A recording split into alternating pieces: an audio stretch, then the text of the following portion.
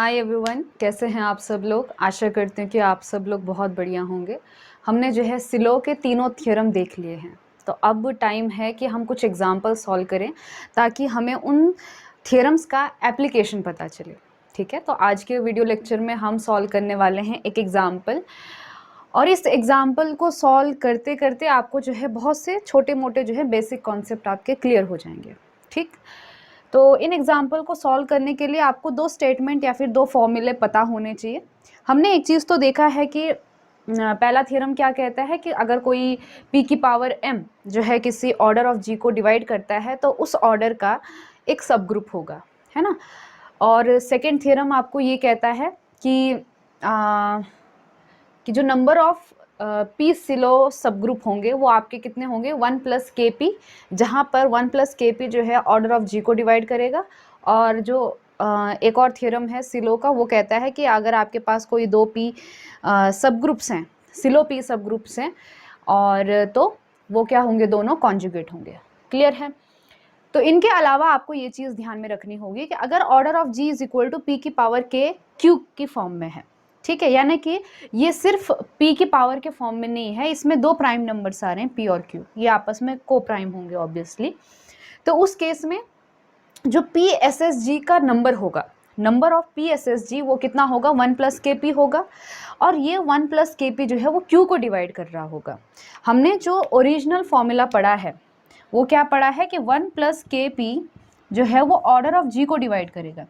लेकिन अगर आपके पास दो प्राइम है तो ऐसा लिखने की ज़रूरत नहीं है ना। आप जो है ऑर्डर ऑफ जी कई बार बहुत लंबा हो जाता है, तो आप जो है इसको और रिड्यूस कर सकते हैं और सिर्फ क्यू की बात कर सकते हैं। ठीक है, और मान लीजिए अगर हमें QSSG निकालना है जहाँ पे Q भी एक प्राइम नंबर है, तो उस केस में क्या होगा कि 1 + QK' ये किसको डिवाइड करेगा, जैसे कि यहाँ पे जो बचा हुआ पोर्शन क्या है, P की power K, so it will divide P की पावर K। ये आपको एग्जाम्पल से और क्लियर हो जाएगा।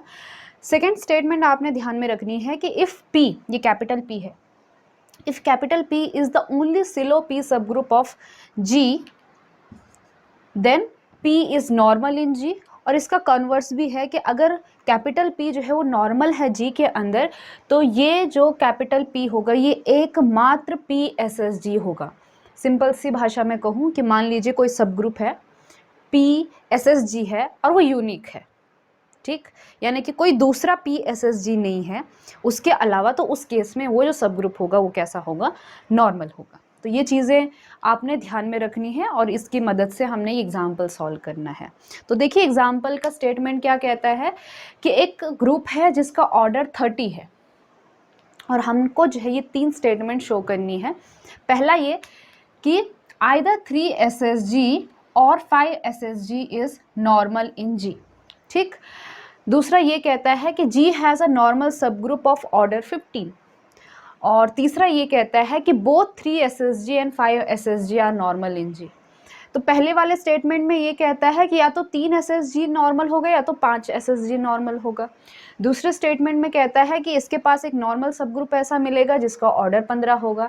और थर्ड स्टेटमेंट में कहता है कि जो 3 SSG और 5 SSG है ना, ये दोनों नॉर्मल होंगे एक्चुअली G के अंदर, ठीक है। तो इसका मतलब ये है कि यहाँ बीच में कुछ ऐसा होने वाला है जिसकी वजह से ये जो ऊपर वाला और है ये एंड में कन्वर्ट हो जाता है, ठीक है। तो चलिए शुरू करते हैं। सबसे पहले केस 1 की बात करते हैं कि आपका जो ऑर्डर है जी का वो 30 है, और 30 को इस तरह से लिखा जा सकता है 2 × 3 × 5।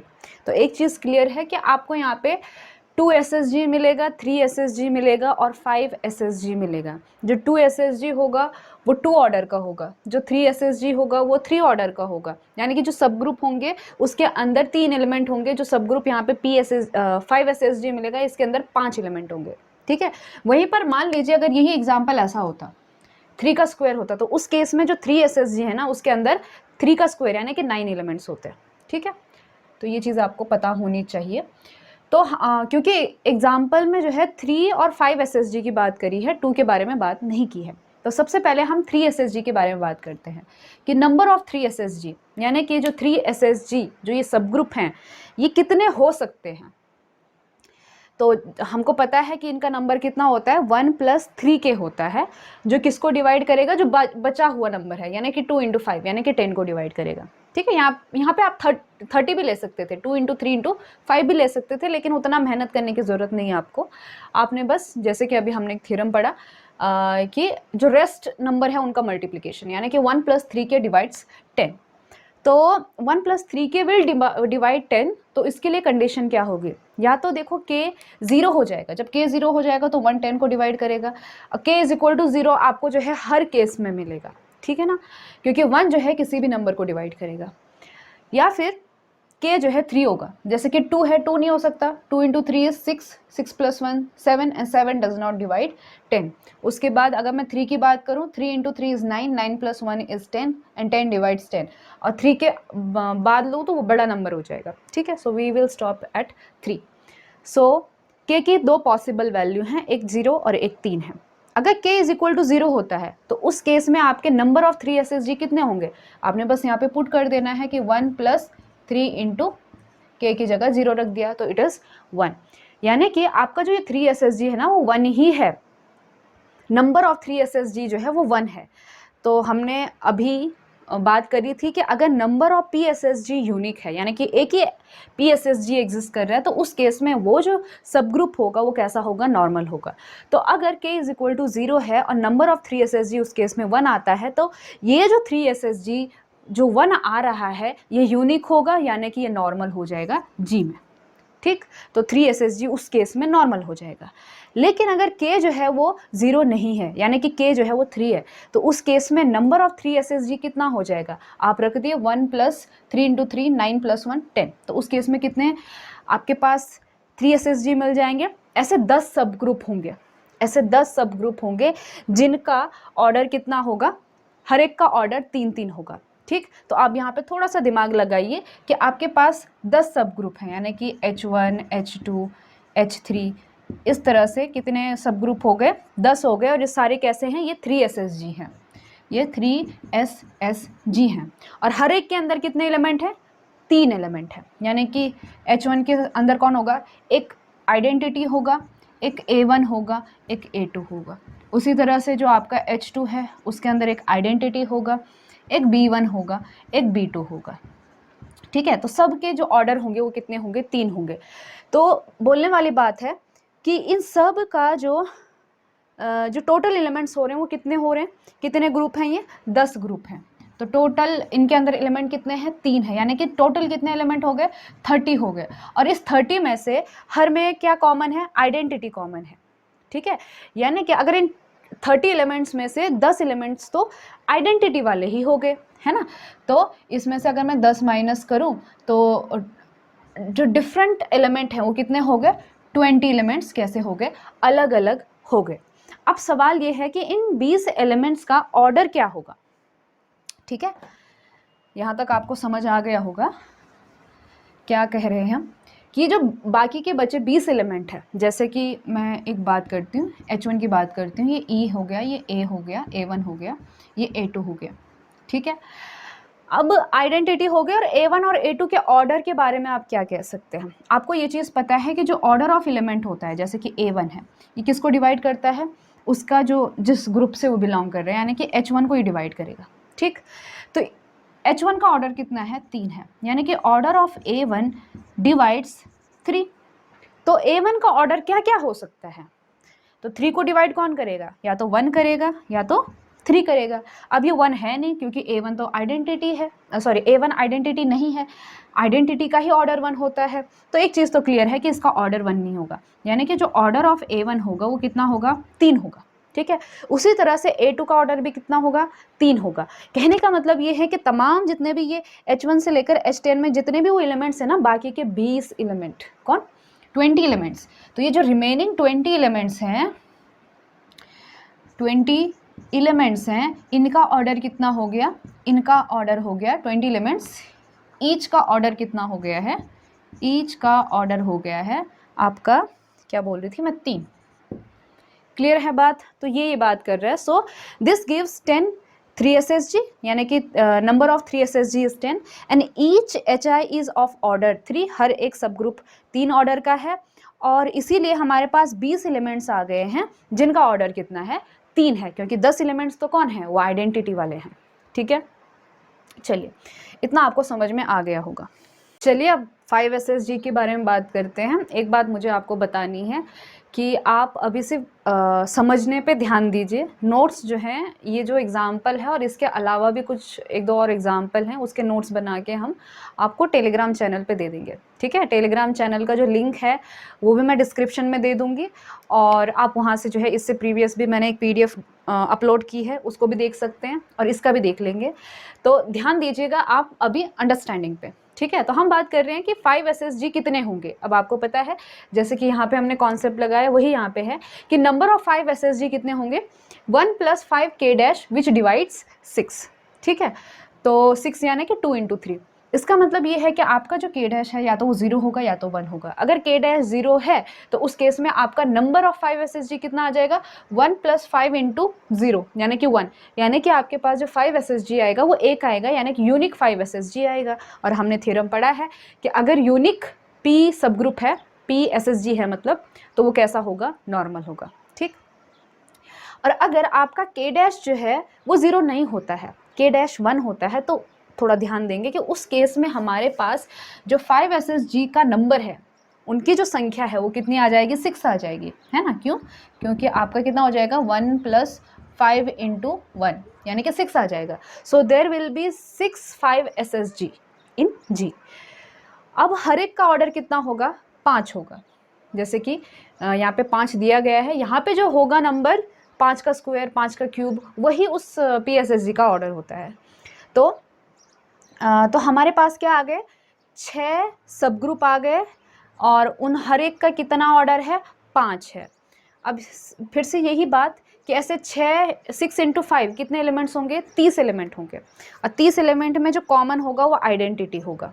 ठीक है, अब वो सिर्फ आइडेंटिटी ही क्यों होगा, उसके पीछे भी एक रीज़न है, वो भी बता देती हूँ मैं आपको। तो आपके दिमाग में ये क्वेश्चन आ सकता है ना, जैसे कि मान लीजिए मैंने क्या कहा कि अब इसके केस में कितने SSG हो गए, 6 हो गए, यानी कि H1 हो गया, H2 हो गया, H3 हो गया, इस तरह से। और हर एक ग्रुप में कितने एलिमेंट्स हैं, 5 एलिमेंट्स हैं, यानी कि एक आइडेंटिटी होगा, एक A1, एक A2, एक A3 और एक A4 हो जाएगा। ठीक है, उसी तरह से इसमें आ जाएगा आइडेंटिटी B1, B2, B3 और B4। तो एक क्वेश्चन आपके दिमाग में आ सकता है कि मैं तो ये कह रही हूँ कि यहाँ पर जो आपका H1 इंटरसेक्शन H2 है ना, उसमें केवल और केवल आइडेंटिटी ही इंटरसेक्शन में आएगा। लेकिन आपके दिमाग में ये आ सकता है कि क्यों दो चीज़ें क्यों नहीं हो सकती, हो सकता है ये A1 और B1 इक्वल हो, ऐसा भी तो हो सकता है। लेकिन आपने एक चीज़ ध्यान में रखनी है कि आपका जैसे कि ये H1 इंटरसेक्शन H2 है ना, ये सब ग्रुप बनाता है H1 का, है ना, और उसी तरह से यही सब ग्रुप बनाता है H1 इंटरसेक्शन H2, ये आपका H2 का भी क्या बनाता है, सब ग्रुप बनाता है। तो अगर आप यहाँ पे लैग्रांज का थ्योरम अप्लाई करेंगे तो ऑर्डर ऑफ H1 जो है, H1 इंटरसेक्शन H2, ये किसको डिवाइड करेगा, ये H1 के ऑर्डर को डिवाइड करेगा। अब H1 का ऑर्डर कितना है, 5 है। इसका मतलब ये है कि order of H1 intersection H2 divides 5। इसका मतलब क्या हो सकता है, या तो order of H1 intersection H2 या तो 1 होगा या तो 5 होगा। 5 तो होगा नहीं, क्योंकि ये दो अलग अलग सब ग्रुप लिए हमने, है ना। तो जो ये आपको नंबर देता है, ये डिस्टिंक्ट की बात कर रहा है कि अलग अलग। ठीक, तो इसका मतलब ये है कि ये तो पॉसिबल है नहीं। इसका मतलब क्या कि order of H1 intersection H2 ये कितना आएगा, ये एक ही आएगा, और एक आएगा मतलब इन दोनों में इंटरसेक्शन में क्या होगा, सिर्फ और सिर्फ आइडेंटिटी एलिमेंट होगी। ठीक है, तो ये कन्फ्यूजन भी आपका क्लियर हो चुका होगा। तो मैं बात कर रही थी कि कितने सब ग्रुप हैं, 6 हैं, हर एक के अंदर एलिमेंट कितने हैं, 5 हैं, यानी कि टोटल एलिमेंट्स कितने हो गए, टोटल एलिमेंट्स हो गए 6 × 5 यानी कि 30। और सब में कॉमन क्या है, सब में कॉमन आइडेंटिटी है। कितनी बार, 1 2 3 4 5 6 बार। तो 30 - 6 यानी कि 24 एलिमेंट्स। 24 एलिमेंट्स कैसे हैं, अलग अलग हैं। ठीक है, 24 एलिमेंट्स कैसे हैं, अलग हैं, और इनका ऑर्डर कितना होगा, 24 एलिमेंट्स का ऑर्डर कितना होगा, ऑर्डर ऑफ मान लीजिए ए है, तो ये कितना होगा, ये वही लॉजिक जो मैंने अभी आपको बताया, ये कितना होगा 5 होगा। क्यों? क्योंकि आपको पता है कि order of an element divides order of the group, और ये ऑर्डर ऑफ ग्रुप कितना है इस केस में 5 है, तो इसका मतलब ये है कि ऑर्डर ऑफ ए कितना होगा 5 होगा। 1 हो नहीं सकता है क्योंकि हमने ए कैसा लिया है, आइडेंटिटी के अलावा लिया है। चलिए ठीक है, तो अब थोड़ा सा फिर से ध्यान देंगे आप कि हमने बात करी थी 3 SSG और 5 SSG, ठीक है। तो इसमें k के 2 वैल्यू आ रहे थे, एक 0 और दूसरा क्या आ रहा था, मुझे ध्यान भी नहीं है, 3 शायद, और इसमें आ रहा था आपका एक k डैश 0 और दूसरा k डैश कितना आ रहा है 1 आ रहा है, ठीक। अगर आपका k जो है वो 0 हो जाता है तो इस केस में आपका सब ग्रुप कैसे निकलेगा, नॉर्मल। अगर आपका k डैश जो है वो 0 आ रहा था तो उस केस में कैसा निकल रहा था, नॉर्मल। अगर आपका k इज इक्वल टू 3 आ रहा था तो इसके अंदर जो एलिमेंट थे वो कितने आ रहे थे, 20 एलिमेंट आ रहे थे जिनका ऑर्डर 3 है, ठीक है। सो 20 एलिमेंट्स ऑफ ऑर्डर 3, और जब मैंने k डैश लिया तो आपके पास कितने एलिमेंट्स आ रहे हैं, 24 एलिमेंट्स ऐसे मिल रहे हैं आपको जिनका ऑर्डर कितना है 5 है, ठीक है ना। तो अगर k इज इक्वल टू 0 होता है तो कोई प्रॉब्लम की बात ही नहीं है, हमारा स्टेटमेंट ट्रू हो जाएगा, उस केस में आपका 3 SSG नॉर्मल हो जाएगा। अगर आपका k डैश जो है वो क्या होता है 0 होता है तो उस केस में भी आपका 5 SSG नॉर्मल होगा। लेकिन मान लीजिए अगर आपका k इज इक्वल टू 3 है और k dash is equal to 1 है तो उस केस में क्या होगा, अगर k इज इक्वल टू 3 और k dash is equal to 1 है तो 20 ऐसे एलिमेंट हैं जिनका ऑर्डर 3 है, 24 ऐसे एलिमेंट हैं जिनका ऑर्डर 5 है। इसका मतलब ये है कि ग्रुप के अंदर 20 और 24 यानी कि 44 एलिमेंट्स मिल रहे हैं आपको, लेकिन ऑर्डर ऑफ g कितना है, ऑर्डर ऑफ g तो 30 है। तो हमारे पास ऐसे नंबर मिल रहे हैं जो ऑर्डर ऑफ जी से क्या है, ज़्यादा है, ये तो कॉन्ट्रडिक्शन है, this is contradiction.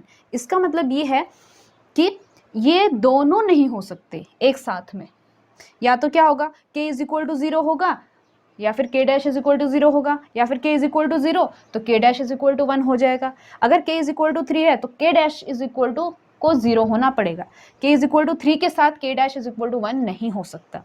So we can say this is contradiction, so either k is equal to 0 और k dash is equal to 0। और आपको पता है if k is equal to 0 then 3 SSG is normal, if k dash is equal to 0 then 5 SSG is normal. तो पहला statement हो गया कि आइदर 3 SSG इज नॉर्मल और 5 SSG इज नॉर्मल, ठीक। चलिए अब बात करते हैं जो हमने सेकंड प्रूव करना था। हमने सेकंड क्या प्रूव करना था, उन्होंने कहा था कि एक आपको ऐसा नॉर्मल सब ग्रुप मिलेगा जिसका ऑर्डर 15 होगा, ठीक। अच्छा, तो अभी हमने जितनी भी पुरानी बातें होती हैं ना उनको भूलना नहीं होता है, ठीक है ना। आपने जो भी थ्योरम्स पढ़े हैं उनका एप्लीकेशन अब यहाँ पर आएगा। तो देखिए अगर आपका h मान लीजिए 3 SSG है और 5 क्या है आपका, सॉरी k क्या है आपका 5 SSG है, तो ऑर्डर ऑफ h आपका 3 होगा, order of k is equal to आपका कितना होगा 5 होगा। तो अभी आपने फर्स्ट थ्योरम में क्या पढ़ा, या तो आपका जो h होगा या तो वो नॉर्मल होगा g में, या तो k नॉर्मल होगा। So from the first case we can say either h is normal in g और k is normal in g, ठीक है। तो अगर आप कौन सा भी लेते हो, मान लीजिए h को मैंने नॉर्मल ले लिया g में, तो इसका मतलब ये है कि इन दोनों का जो प्रोडक्ट होगा, प्रोडक्ट ऑफ टू सब ग्रुप h के, ये क्या हो जाएगा, सब ग्रुप बन जाएगा आपका g के अंदर। अब यहाँ पे थ्योरम है आपका, है ना, तो यहाँ पे आपको थ्योरम पता होना चाहिए कि मान लीजिए इफ़ कोई भी h सब ग्रुप है g का, k भी आपका सब ग्रुप है g का, और आपका मान लीजिए इन दोनों में से कोई एक नॉर्मल है, यानी कि h is normal in g, तो इसका मतलब ये है कि इन दोनों का जो प्रोडक्ट होता है ना, ये भी क्या बना देता है, ये भी आपका सब ग्रुप बन जाता है। तो ये थ्योरम यहाँ पे इन्होंने अप्लाई करी है, क्लियर है। तो इन दोनों में से कौन सा भी एक नॉर्मल है, तो एक चीज़ पता चल गई कि ये जो h के जो प्रोडक्ट बनाया है हमने, h और k, जहाँ पे h 3 SSG है, k 5 SSG है, इन दोनों का जो प्रोडक्ट होगा ये g के अंदर सब ग्रुप बनाएगा, ठीक है। अब एक और थ्योरम है कि आपका ऑर्डर ऑफ h के, where h and k are sub group, इन दोनों का जो प्रोडक्ट है, इनका जो ऑर्डर है, ये किसके बराबर होता है, order of h into order of k divide by order of h intersection k, ठीक है। सो ऑर्डर ऑफ H तो 3 है, ऑर्डर ऑफ K तो 5 है, लेकिन order of H intersection K 1 कैसे आ गया? फिर से वही कॉन्सेप्ट कि देखो H इंटरसेक्शन K, ये भी सब ग्रुप है, ये भी सब ग्रुप है, इन दोनों का सब ग्रुप जो है वो H के अंदर भी क्या होगा? सब ग्रुप होगा। ठीक, वैसे ही आपका H इंटरसेक्शन K जो है वो भी सब ग्रुप होता है K के अंदर, है ना। तो order of H intersection K वो ऑर्डर ऑफ H को भी क्या करेगा? डिवाइड करेगा, और order of H intersection K ये भी ऑर्डर ऑफ K को डिवाइड करेगा। ठीक है, यानी कि ऑर्डर ऑफ H कितना है? 3 है, और ये ऑर्डर ऑफ K कितना है? 5 है। तो order of H intersection K 3 को भी डिवाइड करता है और 5 को भी डिवाइड करता है, और ऐसा नंबर कौन सा है? ऐसा नंबर 1 है। इसका मतलब ये है कि आपका order of H intersection K कितना है? 1 है। कहने का मतलब ये है कि H और K में सिर्फ आइडेंटिटी एलिमेंट कॉमन है। तो यहाँ से एक चीज़ क्लियर होगी कि आपका order of H intersection K कितना, सॉरी H इंटू K कितना आ गया? 15 आ गया। और अगर मैं order of G divide by order of H के लेना था मुझे, यहाँ पे H के लूँ तो ये कितना आएगा? 30/15, 30/15, यानी कि 15 दूनी 30। सो इसका आंसर कितना आएगा? 2 आएगा। ठीक है, और एक थ्योरम हमने पढ़ी है कि इफ़ इंडेक्स मतलब आप समझते हैं, दैट इज़ कि जो order of G divide by, मान लीजिए ऑर्डर ऑफ कोई सब ग्रुप है H, इसका आंसर अगर 2 आता है ना, तो थ्योरम है कि आपका जो ये H होगा ये नॉर्मल होगा इस G के अंदर। इसीलिए उस थ्योरम के हिसाब से H के कितना आ गया? नॉर्मल आ गया G में, और H के का ऑर्डर कितना है? 15 है। ये तो हमने प्रूव करना था कि एक ऐसा सब ग्रुप मिलेगा जो G के अंदर नॉर्मल होगा और उसका ऑर्डर 15 होगा। ठीक है, तो आई होप आपको ये चीज़ भी समझ आ गई होगी। अब हम बात करेंगे लास्ट केस का कि एक्चुअली में H और K यानी कि जो 3 SSG और 5 SSG है ना, वो दोनों नॉर्मल हैं। दोनों नॉर्मल हैं मतलब इस ग्रुप के अंदर जो 3 SSG और 5 SSG है, ऐसा एक ही सब ग्रुप एग्जिस्ट करता है। ठीक है ना, 3 SSG का एक ही मिलेगा आपको, 5 SSG का एक ही मिलेगा। ऐसे नहीं होंगे कि 5 SSG के आपको 6 सब ग्रुप मिलेंगे और 3 SSG के आपको 10 मिलेंगे, ऐसा नहीं, दोनों यूनिक मिल रहे हैं। तो इसको प्रूव करने के लिए हम लेके चलेंगे कि मान लीजिए कि H जो है वो G के अंदर नॉर्मल है लेकिन K नहीं है, तो क्या कॉन्ट्रडिक्शन आती है? देखिए, अब देखो अगर K जो है वो G के अंदर नॉर्मल नहीं है, तो एक चीज़ तो कंफर्म हो गई कि आपका जो K डैश होगा ना, वो 0 नहीं होगा, वो 0 नहीं होगा। तो आपका K कितना होगा? कितना था वो K? ध्यान भी नहीं है मुझे। K dash, sorry, K dash कितना होगा? 1 था ना, हाँ। सो इसका मतलब ये होगा कि आपका जो K डैश है वो 1 हो जाएगा। तो उस केस में आपके पास 5 SSG कितने आ जाएंगे? 6 आ जाएंगे। ठीक है, सो G हैज़, मतलब नंबर ऑफ 5 SSG इज़ 6। अब फिर से वही बात, अगर 5 SSG 6 हैं तो जो मैंने आपको एक्सप्लेनेशन दिया था कि 24 एलिमेंट्स कैसे आएंगे जिनका ऑर्डर 5 होगा। ठीक है, और आपको ये भी पता है कि हमारे पास एक सब ग्रुप है HK जिसका ऑर्डर कितना है? 15 है। तो थोड़ा सा इस पे भी ध्यान देंगे। इस 15 को लिखा जा सकता है 3 × 5। अब एक थ्योरम है फिर से कि अगर मान लीजिए ऑर्डर ऑफ अ ग्रुप वो P × Q के फॉर्म में है, यानी कि P और Q आपके प्राइम नंबर्स हैं, तो या फिर आप ये कह सकते हैं कि P जो है वो Q को डिवाइड नहीं करता, Q P को डिवाइड नहीं करता, इस तरह से। तो इसका मतलब ये है कि आपका HK इज़ साइक्लिक। पहले मैं, हाँ, थ्योरम ये कहता है कि P और Q आपके डिस्टिंक्ट प्राइम हैं सच दैट कि जो P है ना, it does not divides Q-1। तो उस केस में आपका जो ये G होगा वो कैसा होगा? साइक्लिक होगा। तो ये थ्योरम मैंने यहाँ पे अप्लाई करी है कि 3 × 5 है और 3 जो है वो 5-1 यानी कि 4 को डिवाइड नहीं करती है। ठीक, तो आपका जो HK है वो साइक्लिक आ गया। अब आपको पता है जो साइक्लिक ग्रुप होता है उसके जो जनरेटर्स होते हैं और जो साइक्लिक ग्रुप का ऑर्डर होता है, उन दोनों के ऑर्डर कैसे होते हैं? जनरेटर और उस ग्रुप का ऑर्डर सेम होता है। तो ऐसे एलिमेंट्स जिनका ऑर्डर 15 है, यानी कि ग्रुप के ऑर्डर के बराबर है, यानी कि नंबर ऑफ जनरेटर की बात चल रही है, तो वो कितने होंगे? ऐसे कितने एलिमेंट्स होंगे या फिर कितने जनरेटर्स होंगे, कहने का ये मतलब है। तो वो होगा आपका 5 और 15। ठीक है। और आपको पता है कि 5 ऑफ एनी नंबर n का मतलब क्या होता है कि ऐसे नंबर्स जो इस n से कैसे हैं, छोटे हैं और इसके साथ कोप्राइम हैं। तो ऐसे कितने नंबर मिलेंगे आपको? 8 मिलेंगे, ठीक है ना। 15 के साथ, जैसे कि 2 भी 15 के साथ कोप्राइम है, 3 नहीं है, 4 है, ऐसे आप ढूंढते बैठना तो आपको कितने मिलेंगे? 8 ऐसे एलिमेंट्स मिलेंगे जो 15 के साथ कोप्राइम हैं। तो इसका मतलब ये है कि ऐसे 8 एलिमेंट्स हैं जिनका ऑर्डर 15 है, 24 ऐसे एलिमेंट्स हैं जिनका ऑर्डर 5 है, यानी कि 24 एलिमेंट्स और 8 एलिमेंट्स टोटल मिलाए तो 32 एलिमेंट्स।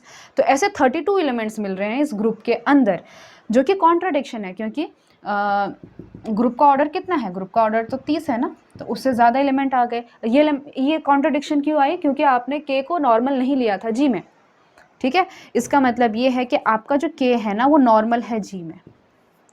सो एक ही आपका 3 SSG एग्जिस्ट करता है और एक ही आपका 5 SSG एग्जिस्ट करता है। क्लियर है? अब बोलने वाली बात है, 2 SSG नाम की भी कोई चीज़ है ना। इसके पास तो 2 SSG भी तो है, ऑर्डर ऑफ में 2 × 3 × 5, यानी कि कुछ एक 3 SSG हो गए, यानी कि 3 एलिमेंट्स तो 3 SSG के हो गए, 5 एलिमेंट्स तो आपके 5 SSG होंगे। ऐसे ही कुछ 2 के होंगे और कुछ जो है इनके मल्टीप्लिकेशन के होंगे, जैसे कि 15 के हैं, है ना। तो ऐसे सारा मिला के वो 30 को कुछ ना कुछ कंप्लीट कर ही देगा। तो कहने का मतलब ये था कि आपका के जो है वो जी के अंदर नॉर्मल है। उसी तरह से आप इसका दूसरा पार्ट भी करेंगे। दूसरा पार्ट मैं सॉल्व नहीं करूँगी क्योंकि मैं इसको नोट्स में आपको दे दूँगी और उतना हार्ड है नहीं। अगर आप भी अभी बैठ के करेंगे तो अभी आपको आंसर मिल जाएगा। उसमें क्या करना है आपने, के को जो है नॉर्मल लेके चलना है जी में, और एच को आप लेके चलेंगे कि ये नॉर्मल नहीं है जी में। अगर एच नॉर्मल नहीं है जी में तो इसका मतलब ये है होगा कि 10 जो है 3 SSG एग्जिस्ट करेंगे, यानी कि आपके पास 20 ऐसे एलिमेंट्स होंगे जिनका ऑर्डर 3 होगा, और 20 ऐसे एलिमेंट्स होंगे जिनका ऑर्डर 3 होगा, और 8 आपके पास ऐसे एलिमेंट मिल रहे हैं। 20 तो कितने ऑर्डर के हो गए? 3 ऑर्डर के हो गए। 8 जो है आपका कितना हो गया? 15, और के कितने ऑर्डर का था? 5 ऑर्डर का था, यानी कि के पास 5 एलिमेंट थे, है ना। तो 5 एलिमेंट्स, 5 नहीं 4, क्योंकि एक तो आइडेंटिटी हो गया ना। तो 4 ऐसे एलिमेंट हो गए जिनका ऑर्डर 5 है, ठीक है। 20 ऐसे एलिमेंट हैं जिनका ऑर्डर कितना है? 3 है। 8 ऐसे एलिमेंट्स हैं जिनका ऑर्डर 15 है, और 4 ऐसे एलिमेंट्स हैं जिनका ऑर्डर 5 है, ठीक है। तो कहने का मतलब ये हुआ कि 20, 8, 28, 32, फिर से कितने एलिमेंट्स आ रहे हैं? 32, जो कि ग्रुप के ऑर्डर से क्या है? ज़्यादा है, जो कि कॉन्ट्रडिक्शन है। इसका मतलब ये है कि HB जी के अंदर नॉर्मल होगा। कहने का मतलब ये हुआ कि हम शुरू से लेके गए, ठीक है। हमने कहा कि पॉसिबिलिटी है कि या तो H नॉर्मल होगा या तो G नॉर्मल होगा, कोई ना कोई एक तो ज़रूर होगा। उसके बाद हमने ये कहा कि H के जो ये प्रोडक्ट है ये भी एक्चुअली एक ग्रुप बना रहा है, और वो भी एक नॉर्मल सब ग्रुप बना रहा है। तो उसका भी ऑर्डर हमने देखा 15 था, है ना। और फिर उस एच के एग्जिस्ट होने की वजह से हमने ये कंफर्म कर दिया कि नहीं और वाली बात नहीं है, ये दोनों एक्चुअली नॉर्मल हैं जी के अंदर, ठीक। तो आशा करती हूँ कि आपको ये एग्ज़ाम्पल समझ में आया हो। बड़ा ही सिंपल सा एग्ज़ाम्पल है। देखिए, ये ऐसे एग्ज़ाम्पल होते हैं जिनमें अगर आपका बेसिक कॉन्सेप्ट क्लियर है तो समझने में आसानी है। इनमें से कितनी सारी चीज़ें थी जहाँ पे रीज़न लगे हुए हैं। ऐसा नहीं है कि आपने कुछ ऐड सब्ट्रैक्ट किया, नहीं, हर स्टेप्स के पीछे रीज़न है जो कि आपको पता होना चाहिए, तभी आप समझ पाओगे। अदरवाइज़ ग्रुप थियरी जो है वो ऐसा नहीं है कि अप्लाइड मैथमेटिक्स के अगर आपको एक फॉर्मूला दिया जाए तो आप सॉल्व करेंगे 10 एग्ज़ाम्पल पे, ऐसा नहीं है, ठीक। तो और भी एग्ज़ाम्पल हैं और उनको जो है मैं नोट्स में लिख दूँगी, ठीक है। So see you in the next video lecture.